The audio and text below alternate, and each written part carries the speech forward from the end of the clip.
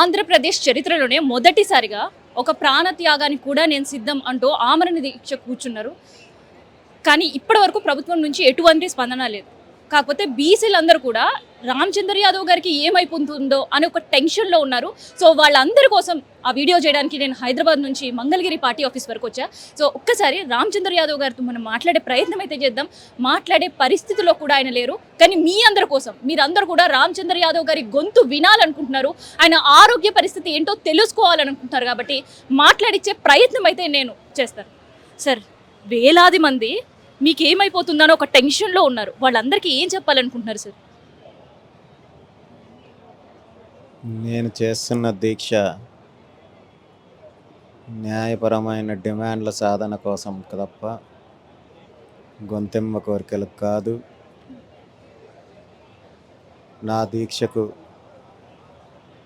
అన్ని వర్గాల ప్రజలతో పాటు ఆ భగవంతుడి ఆశీస్సులు ఉన్నాయి. ప్రభుత్వం, ముఖ్యమంత్రి చంద్రబాబు నాయుడు గారు ఇప్పటికైనా కళ్ళు తెరిచి 5 న్యాయపరమైన డిమాండ్లను వెంటనే నెరవేర్చాలి. లేదంటే దీని మీద జరగబోయే పరిణామాలకు ముఖ్యమంత్రి బాధ్యత వహించాల్సి వస్తుంది. అన్న, మీ ఆరోగ్యం క్షీణిస్తుంటే ప్రతి ఒక్క బీసీ బిడ్డ గుండె కదులుతుంది. ప్రతి ఒక్కరు కూడా భయపడుతున్నారు మా అన్నకి ఏమైపోతుందో అని చెప్పి. చాలా ఆందోళనకరి పరిపిస్తుంది. ఒక్కసారి మీ గొంతు వింటే చాలు అనుకున్న బీసీ అభిమానులు కూడా ఉన్నారు. ఈ ఉద్యమం ఆగొద్దని వాళ్ళు కోరుకుంటున్నారు.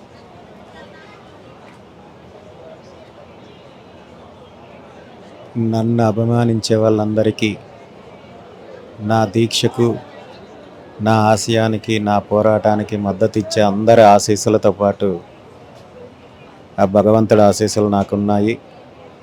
నాకు ఎటువంటి హాని జరగదు. ఈ డిమాండ్లను పరిష్కరించేంత వరకు దీక్ష కొనసాగుతుంది. దీనికి ఎలాంటి పరిణామాలకైనా, ఎలాంటి పరిస్థితులనైనా ఎదుర్కోవడానికి మానసికంగా సిద్ధపడి నేను దీక్ష కూర్చున్నాను. బీసీ బిడ్డలకి ఏం పిలుపునివ్వాలనుకుంటున్నారు? మీరు ఒక్క మాట చెప్తే లక్షలాదిగా కదిలి వచ్చారు గతంలో ఒక సభకి. ఇప్పటి వరకు మనం బతికిన బానిసత్వ బతుకులకు, బానిసత్వ సంఖ్యలను తెంచుకొని బయటకు రావాలి. బీసీలకు అభివృద్ధి కావాలి, ఆర్థిక స్వాతంత్రం కావాలి, అధికారం కావాలి. ఈ రాష్ట్రంలో ఉన్న 2 దోపిడీ కుటుంబాల యొక్క కదంబ హస్తాల నుండి రాష్ట్రానికి విముక్తి కలిగించి అన్ని వర్గాలు ఏకమవ్వాల్సిన సమయం ఆసన్నమైంది.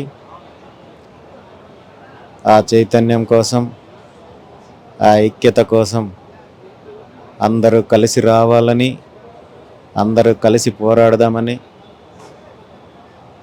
మీకు అండగా నేనుంటాను. బీసీవై పార్టీ ఉంటుంది. భవిష్యత్తులో మనందరికీ మంచి రోజుల కోసమే ఈ పోరాటం తప్ప ఇది నా వ్యక్తిగతమైన పోరాటం కాదు అని తెలియజేస్తున్నాను. సో ఇంతకంటే ఎక్కువ మాట్లాడలేని పరిస్థితిలో ఉన్నారు. మాట్లాడించలేను నేను కూడా. ఎందుకంటే ఆయన పరిస్థితి చూస్తుంటే నాకే ఈ ప్రశ్నలు అడగడం కావచ్చు, ఆయనతో మాట్లాడడం కావచ్చు, నాకే ఇబ్బంది అనిపిస్తుంది. కానీ చాలామంది బీసీలు ఎదురు చూస్తున్నారు. రామచంద్ర యాదవ్ గారి పరిస్థితి ఎట్లా ఉంది, ఆయన ఏం చెప్తున్నారు, మాట్లాడే పరిస్థితిలో ఉన్నారా లేదా, అసలు ఆయన సిచ్యువేషన్స్ ఎట్లా ఉంది అని ఆందోళన చెందుతున్న వాళ్ళ కోసం మాత్రమే నేను ఈ వీడియో చేస్తున్నాను. సో ఇంతకంటే ఎక్కువ మనం ఇబ్బంది పెట్టలేము. ఆయన ఆరోగ్య పరిస్థితి క్షీణిస్తుంది. డాక్టర్లు కూడా ఇప్పటికే సజెస్ట్ చేశారు. కానీ ఎవ్వరు ఎన్ని మాటలు చెప్పినా ప్రభుత్వం దిగి వచ్చే వరకు, ప్రభుత్వం చెప్పిన మాటలు నెరవేర్చుకునే వరకు కూడా ఈ దీక్ష కంటిన్యూ అవుతూనే ఉంది అని మాత్రం చెప్తున్నారు. సో ఈ దీక్ష అయితే ఇప్పటికీ ఉంది. రామచంద్ర యాదవ్ గారు చాలా సేఫ్గా ఉన్నారు. బీసీలో ఐక్యత పెరగాలని ఆయన చెప్తున్నారు. సో ఇదనమాట ఇప్పుడు ప్రజెంట్ దీక్ష దగ్గర ఉండే సిచ్యువేషన్.